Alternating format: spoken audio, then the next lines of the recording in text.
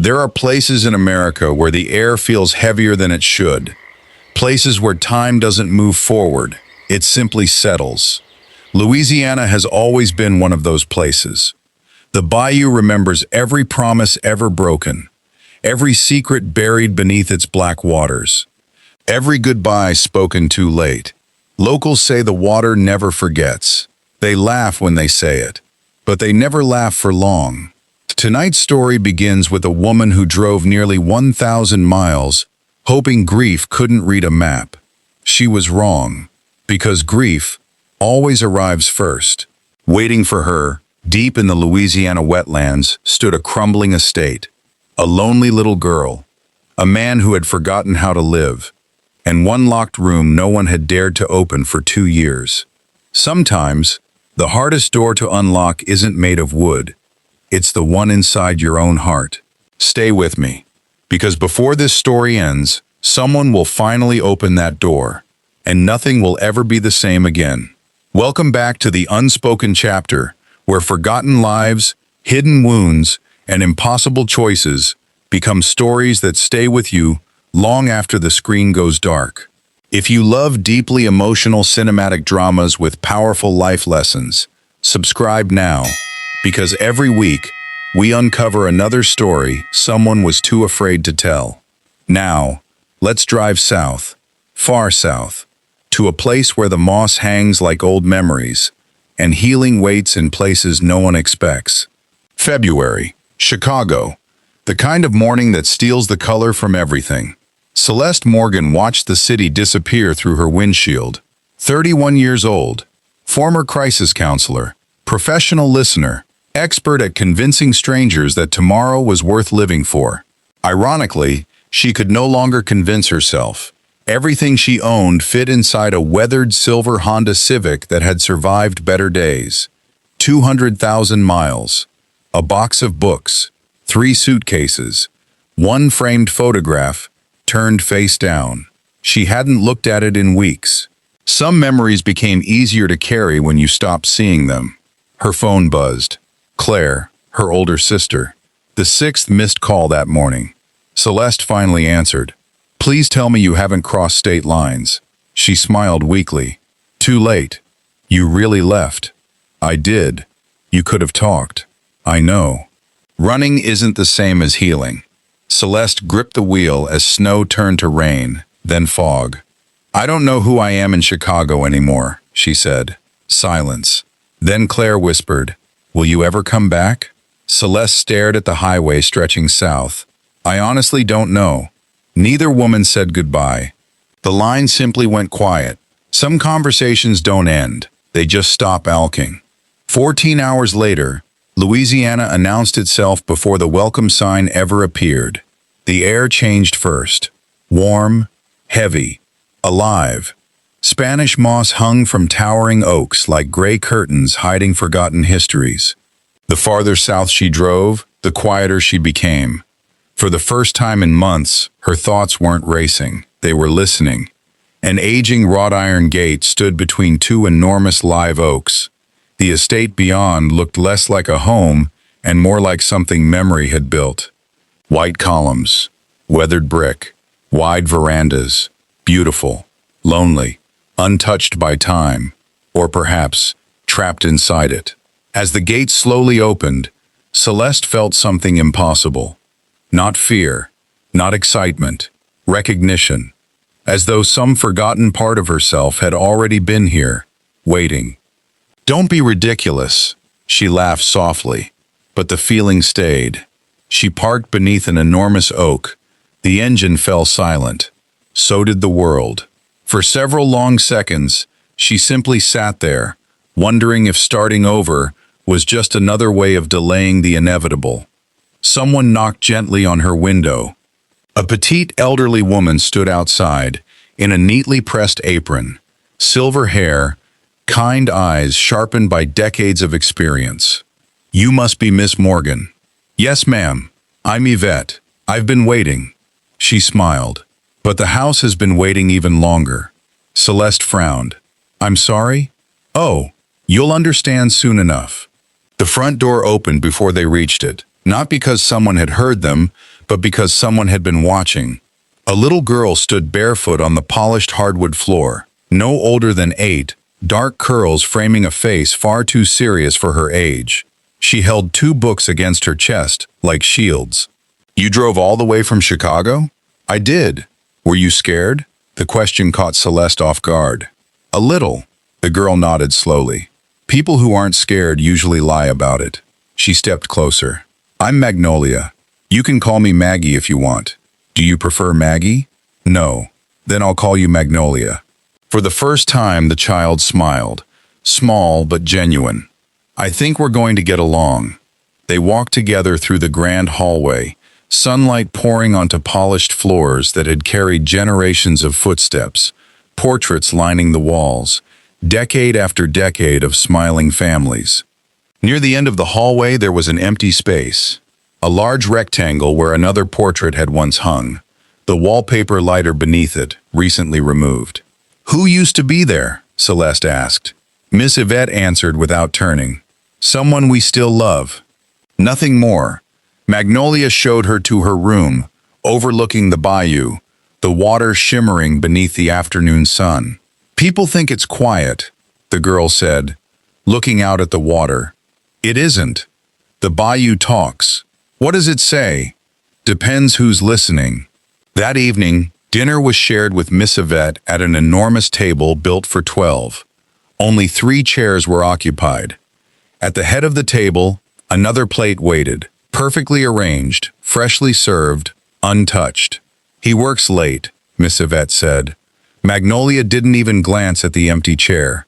Some absences become so familiar they stop feeling temporary. Afterward, in the largest private library Celeste had ever seen, Magnolia curled onto a window seat with her books. "What do you usually read?" "Whatever helps." "Helps what?" "The quiet, my head." She shrugged. "Books make it easier." "I understand that," Celeste said. Magnolia studied her carefully. "You've been sad a long time." "Not a question. A statement." "What makes you think that?" "You look at windows instead of people." No therapist, no professor, no friend had ever described her grief so accurately. That night, sleep refused to come.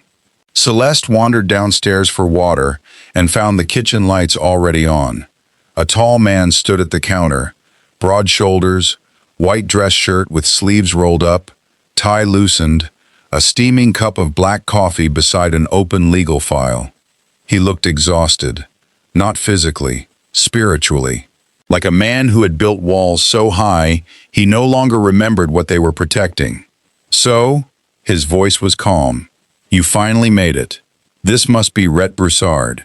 "Mr. Broussard." "Miss Morgan. I hope Magnolia hasn't been too much trouble." "Magnolia has never been trouble." The words came instantly, defensively. He seemed to catch himself. They shared coffee in silence, as rain began tapping softly against the windows. Finally he spoke. "Miss Yvette says Magnolia likes you. I like her too. She doesn't usually decide that quickly." He gathered his files, then paused at the doorway without turning. "She has lost enough people already. I won't ask you to promise you'll stay forever. No one can. But if you ever decide to leave, please tell us before you disappear." This wasn't an employer speaking. This was a father, begging someone not to break his daughter's heart. "I'm not planning on going anywhere," Celeste answered honestly. Rhett nodded once. Then, from the hallway, quietly, "There are 3 rules at Greymoss. Breakfast is at 7. Magnolia never misses Sunday dinner." A pause, his voice growing quieter. "And the room at the end of the 3rd floor stays locked." Without another word, he disappeared upstairs. Some houses keep memories, others guard them. And somewhere above her, behind one weathered wooden door, an entire family's past waited in silence, unopened, undisturbed, for 2 years. Morning arrived slowly over Greymoss. The smell of fresh coffee floated through the halls, bacon crackling in a cast-iron skillet, Miss Yvette humming an old gospel hymn. Breakfast was exactly at 7.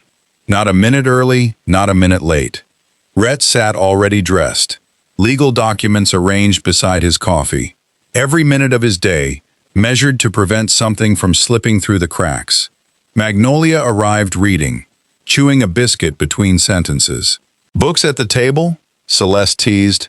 "I'm only reading while chewing," Magnolia said innocently. Miss Yvette laughed. Rhett didn't, but the corner of his mouth twitched.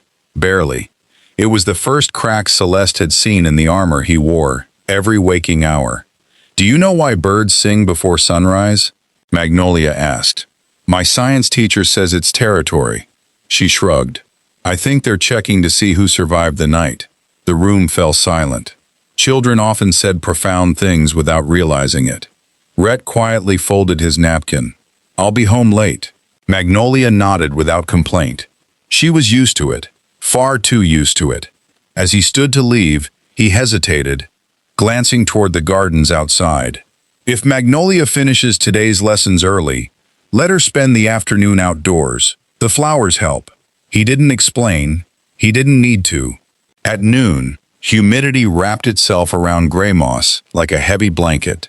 The two of them wandered through the sprawling gardens, wild magnolias blooming alongside camellias and climbing jasmine. Despite obvious neglect, everything flourished, nature keeping its promise even when people couldn't. Magnolia stopped beside a weathered stone bench. "My mama planted these." She touched a white blossom gently. She said flowers bloom because they don't spend time wondering if they're beautiful. Farther on, beneath an enormous oak overlooking the bayou, an old wooden swing hung from a thick branch. "You can sit," Magnolia said. "It remembers happy people." Celeste sat. The wood creaked gently beneath her. A warm breeze drifted across the water. For the first time since Marcus died, her chest didn't feel so impossibly heavy. Grief never simply disappeared, but here it had room to breathe. That evening, a summer storm rolled across the Louisiana sky, thunder echoing through the wetlands, rain hammering the roof. Celeste wandered the upstairs hallway past old family photographs, then reached the third floor. The air felt different, cooler.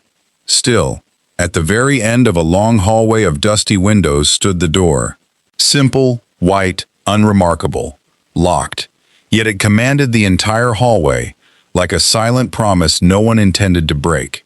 Her fingertips brushed the cold brass knob. "I wouldn't." Celeste spun around. Rhett stood halfway down the hallway, rainwater still clinging to his coat. His expression wasn't anger. It was fear, not that she would enter, but of what entering might awaken. "I'm sorry, I wasn't trying to." "I know." He walked past her slowly, stopping beside the door without touching it. "My wife painted in there. Every Saturday, every birthday, every day Magnolia was sick." His voice cracked. "The last painting she ever finished is still sitting exactly where she left it." Silence settled between them, heavy, sacred. Finally, Rhett exhaled. "I keep telling myself I'll open that door tomorrow." A faint, heartbreaking smile crossed his face. "I've been saying tomorrow for 2 years." He turned and walked away, leaving Celeste alone in the hallway with the closed door, and the understanding that the lock wasn't keeping anyone out. It was keeping one man's grief safely contained.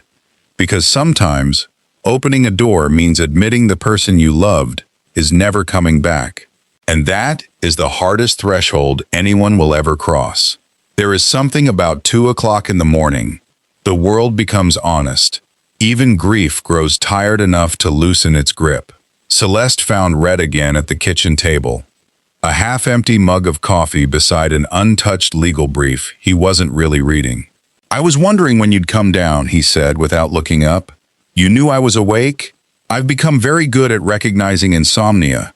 They sat listening to an old grandfather clock, the distant chorus of frogs, the gentle hum of the refrigerator. Finally, Rhett spoke. "Magnolia likes you." "I like her too."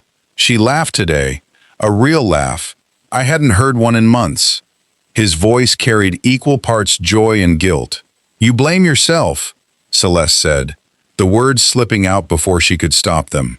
He wasn't offended, just seen. "I was supposed to protect my family." "You couldn't stop an aneurysm." "I know that.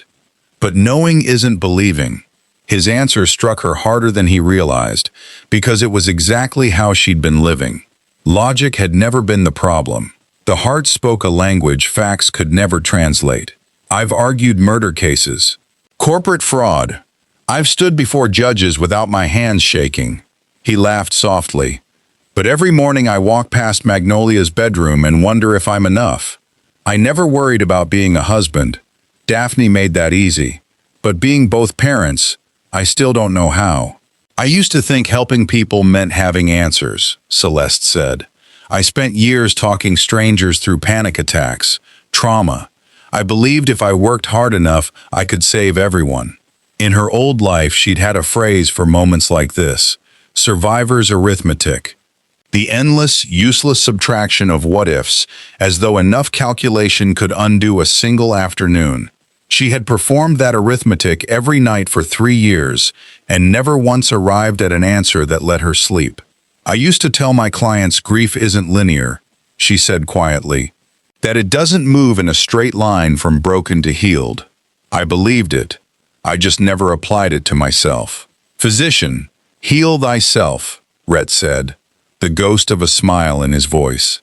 Something like that. Then, quietly, Marcus. Rhett said nothing, just listened. He was 17, wanted to be an architect. He drew buildings in every notebook he owned. He used to say, one day I'm going to design hospitals that don't feel like hospitals. He came every Thursday for 8 months. Real progress. He laughed again. Stop talking about dying. I thought we were winning. The kitchen became unbearably quiet. The day it happened, I wasn't there. My sister was having her baby shower. I promised myself one afternoon away wouldn't matter. When the phone rang, I already knew. Tears slid silently down her cheeks. I wasn't there. Rhett reached across the table, simply placing his hand over hers. Warm. Steady. Human. You've carried that alone. She nodded. For almost 3 years. Every day I replay it. What if I'd canceled? What if I'd noticed something sooner? We torture ourselves with impossible questions, Rhett said, because they're easier than accepting the only answer that exists. And what's that? He looked toward the dark window, the bayou reflecting the moon like polished glass. Some storms arrive without asking permission. When Yvette told me she'd hired someone with a crisis counseling background to tutor Magnolia, I almost said no, he admitted. Why? Because I didn't want someone in this house quietly diagnosing us. He shook his head. I was wrong about that too. I'm not diagnosing you, Celeste said. I'm recognizing you. There's a difference. Neither of them spoke for a long time after that. Sometimes silence isn't empty. Sometimes it's where healing quietly begins. Over the following weeks, something inside Greymoss began to shift. Not suddenly. Healing never arrives dramatically. It arrives in moments so small most people miss them. Rhett started coming home earlier, not every night, but often enough that Magnolia noticed. He asked about school. He laughed at Miss Yvette's stories. By the following Sunday, he stayed for dessert. Celeste became part of the rhythm of the house. Morning lessons, afternoon gardens, late-night coffee with a man, slowly remembering what hope sounded like. She wasn't replacing anyone. No one could replace Daphne. She was creating a new season. One honors the past, the other erases it. Some evenings, Celeste caught herself doing something she hadn't done in years, making plans, small ones. Which seeds to plant next? Which book to read with Magnolia? She hadn't realized how long she'd stopped thinking, and Miss Yvette noticed too, folding linens beside her one afternoon. You've got color in your face again, child. It wasn't a question. Celeste didn't have an answer ready, so she said nothing. But she smiled, and Miss Yvette smiled back, and that was answer enough. One Saturday, Magnolia knelt with muddy hands in the restored flower beds. Look, she said, pointing to a cluster of brilliant white blooms. They came back. They never really left, Celeste said. They were waiting for someone to notice them again. Magnolia considered that. People are like flowers. When people feel forgotten, they stop blooming. From the library window, Rhett watched them often now. Magnolia laughing, Celeste smiling, Miss Yvette pretending not to supervise while secretly making sure everyone drank enough lemonade. For the first time since Daphne's death, the garden didn't remind him of what he'd lost. It reminded him of what was still alive. That evening, the dining room carried something it hadn't known in a long time: laughter. Miss Yvette told a story about chasing a raccoon out of the pantry with nothing but a wooden spoon. Even Rhett chuckled, surprising everyone, including himself. "I suppose it was a funny story," he said, clearing his throat. Miss Yvette grinned. "Oh no, Mr. Broussard, it wasn't the story. It was remembering how to laugh."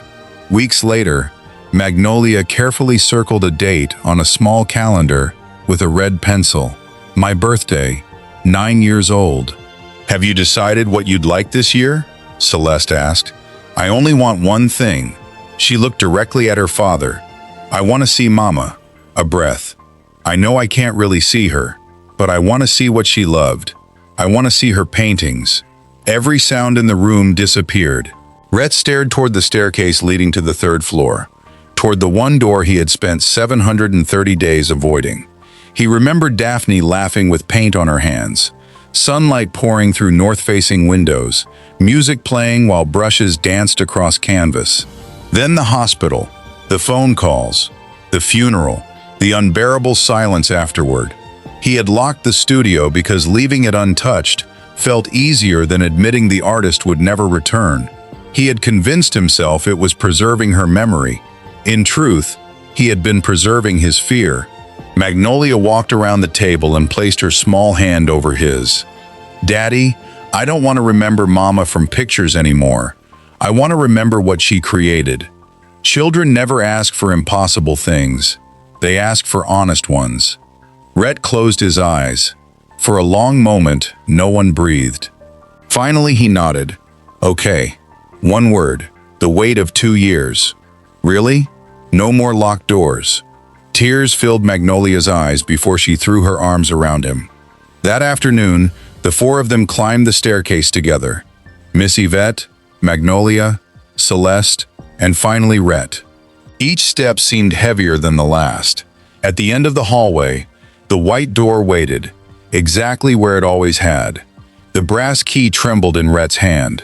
Rust clung to the lock, unused for 2 years. Then, with a quiet metallic click, it surrendered. Warm sunlight spilled into the hallway. Dust floated through golden beams like tiny stars suspended in time. The scent of old paint, linseed oil, and dried flowers drifted into the corridor. Nothing had moved. An easel still stood at the center of the room. Brushes rested in jars of long-evaporated water.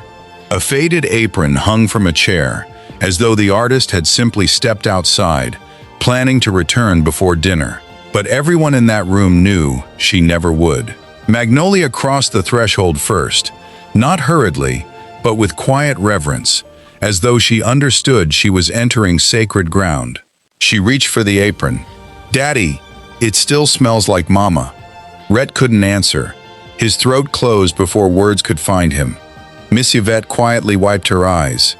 She had watched Daphne grow from a young bride into a devoted mother, had prepared countless meals, while laughter echoed through these halls. Now all of it returned at once. Heavy, beautiful, heartbreaking. Celeste remained near the doorway.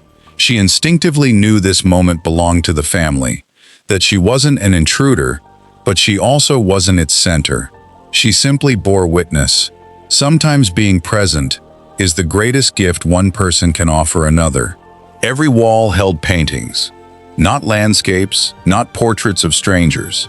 Life, wild irises, camellias, water lilies, ancient oak trees draped in silver moss, the Louisiana bayou under moonlight. Each canvas pulsed with extraordinary life, as though Daphne hadn't merely painted flowers. She had painted hope itself. Against the far wall stood a large canvas covered with a white linen cloth. Unlike the others, it had never been displayed. "Can I?" Magnolia asked. Rhett hadn't looked beneath that cloth in over 2 years. Every instinct urged him to say no, to wait. But another day had already become 2 years. Slowly, he nodded. The cloth slipped to the floor. A field of blooming magnolias stretched beneath a brilliant Louisiana sky. Near the center, a little girl laughed as she chased butterflies through the garden. Her face was complete, her smile radiant, her curls dancing in the breeze. Magnolia, at 7 years old. Beside her, the outline of a man had only begun to emerge. Broad shoulders, one unfinished hand, no face, only charcoal sketch lines waiting for paint. Her father, never completed, because the artist had never returned. "That's you," Magnolia whispered. "Why didn't Mama finish you?" No one answered. The silence carried its own truth. Life had interrupted the painting, just as it had interrupted everything else. Rhett's fingers hovered inches from the drying brushstrokes. He remembered that morning with startling clarity. Daphne smiling at him over her shoulder. "Don't move." "I'm trying to remember your smile." He'd laughed. 12 years of marriage and you still haven't memorized it." She'd smiled mischievously. "I know your smile. I'm painting the one you don't know you have." He'd kissed her forehead before leaving for work. "I'll see it tonight." She had smiled. "You will." But neither of them knew there would be no tonight. The memory struck him with the force of a tidal wave. His knees weakened. He gripped the edge of the easel to steady himself. Then, without warning, the walls he'd spent 2 years constructing collapsed. His shoulders shook, not with quiet tears, but with grief. Raw, unfiltered. The kind that demands to be felt after years of being denied. Magnolia rushed into his arms. "I'm here, Daddy. I'm here." Rhett held his daughter tightly. "I'm sorry." The words escaped between broken breaths. "I'm so sorry." Magnolia looked up. "For what?" "For disappearing while I was still alive." Those words pierced everyone in the room. Even Celeste felt tears slipping down her cheeks, because she understood exactly what he meant. Grief hadn't only taken Daphne, it had taken pieces of everyone she loved. Magnolia gently cupped her father's face with both hands. "Daddy, you came back." Children possess a remarkable gift. They don't ask whether healing is complete. They celebrate that it has begun. Rhett laughed through his tears. A broken laugh, a healing laugh. The first truly honest laugh he'd allowed himself in years. He kissed Magnolia's forehead. "I did, and I'm not leaving again." Celeste quietly stepped outside onto the studio balcony, the bayou stretching endlessly before her, the afternoon breeze carrying the fragrance of magnolia blossoms. Behind her, she could still hear Rhett and Magnolia talking softly, not about death, but about memories. Favorite flowers, paint colors, the mother who still lived inside every story they shared. Her own tears finally came, not because of sadness, because something inside her had finally loosened. For years she had carried Marcus like a verdict, a sentence she could never escape. She had believed that surviving someone else's tragedy meant she no longer deserved peace. Watching Rhett open that door, watching a father choose love over fear, watching a little girl remind him that grief was not the end, she realized something. The locked room inside her own heart had never required permission to open, only courage. "You always come outside when your heart gets too full," Rhett said, joining her. "I spent 2 years believing that opening that door meant losing Daphne," he said. "I was wrong." What did it mean? He watched Magnolia through the window. It meant bringing her home. The days that followed felt different. Not because grief had disappeared. Grief doesn't disappear. It changes shape. It learns to sit beside joy instead of standing in its way. Greymoss no longer echoed with silence. It echoed with life. The garden exploded into bloom. Even the bayou seemed brighter beneath the spring sun. One evening, as the sun melted into the Louisiana horizon, Magnolia ran through the garden chasing fireflies, their tiny lights dancing like stars that had wandered down to earth. Celeste watched from the porch swing. For the first time in years, she wasn't thinking about Chicago. She wasn't replaying the phone call. She was simply present. Sometimes healing doesn't announce itself. Sometimes you realize you've healed because, for one quiet moment, you forgot to be hurting. The porch steps creaked. Rhett sat beside her. "I almost sold this place," he said. "The year after Daphne died. I couldn't walk through these rooms without seeing her. I thought if I sold the house, the memories would stay behind." He smiled. "Now I finally understand. You don't leave memories, you carry them. The only choice is whether they become chains or roots." He looked toward her. "I've been trying to figure out how to ask you something. When you first came here, you arrived with a contract, a beginning date, an ending date. I don't want there to be an ending anymore. I'm not talking about the job. I'm talking about home." Celeste lowered her eyes. For months, she'd promised herself this could never become permanent. She had come to Louisiana to disappear, not to belong.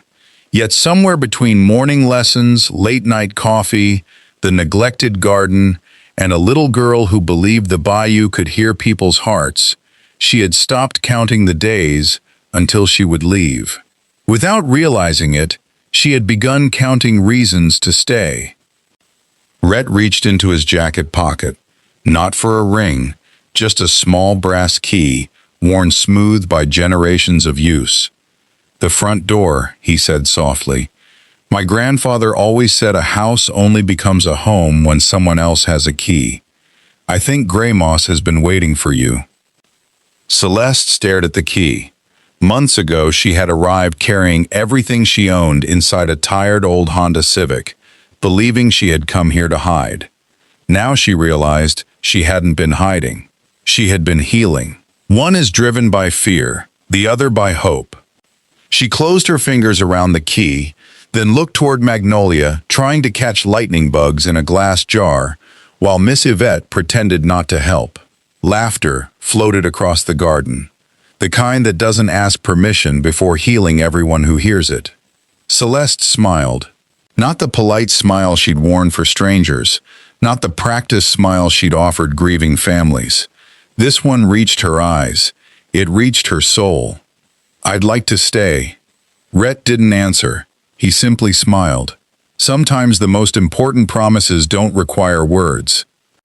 Years later, visitors to Baton Rouge would sometimes hear stories about Greymoss. They'd hear about the famous gardens that somehow bloomed brighter every spring. They'd hear about the little community reading program held beneath the old oak trees every Saturday morning. They'd hear laughter spilling from the porch where silence once lived. Every painting displayed throughout the house was signed with the same elegant name, Daphne Broussard. Her art had never stopped bringing people together. It simply needed someone brave enough to open the door. Magnolia grew older, but she never forgot the lesson that changed her childhood. She would later tell people, "My mother taught me how to love flowers. My father taught me how to survive grief. But Celeste taught us both how to live again." Before this story ends, I want to leave you with something. Every one of us has a locked room. For some, it's a conversation we never had. For others, a goodbye we never got to say. Maybe it's a dream that died, a relationship that ended, a mistake you still replay every night, or someone you couldn't save. We tell ourselves we're protecting our hearts by keeping that door closed. But often, we're only trapping ourselves inside with the pain. Healing doesn't begin when the memories disappear. Healing begins when you're finally strong enough to walk back into the room and discover that love was never waiting there to hurt you. It was waiting to remind you that what you lost was real, that what you shared mattered, and that carrying someone's memory forward is not the same as carrying their absence forever. The strongest people aren't the ones who never break. They're the ones who find the courage to open the door anyway. Notice, too, what it actually took at Greymoss. Not a grand gesture, not a single dramatic breakthrough. It took a little girl asking an honest question, a stranger who chose to stay quiet instead of pushing, a father who said one small word, "Okay," after 2 long years of silence. Healing rarely announces itself with fireworks. More often, it arrives disguised as an ordinary Tuesday, a birthday wish, a key placed gently in someone's palm. If this story found you at exactly the moment you needed it, perhaps that wasn't an accident. Maybe today is the day you stop running. Maybe today is the day you forgive yourself. Maybe today is the day you finally open your own locked room. Because the truth is, surviving was never the end of your story. It was the beginning of the chapter you were always meant to write. If this story touched your heart, let me know in the comments, which moment stayed with you the longest? Was it the locked studio, the unfinished painting, the garden that refused to die, or the simple reminder that healing doesn't mean forgetting, it means learning to live with love and loss side by side. If someone you care about is carrying a burden they rarely talk about, share this story with them. Sometimes one story can become the key that opens a door someone has kept closed for years. And if you're new to the Unspoken chapter, subscribe and turn on notifications. Every week, we bring you original cinematic stories about resilience, redemption, family, and the quiet strength that changes lives. Until next time, be kind to yourself, be patient with your healing, and remember, the bayou keeps its secrets, but it also keeps the people who choose, despite everything, to keep living. I'll see you on the next chapter.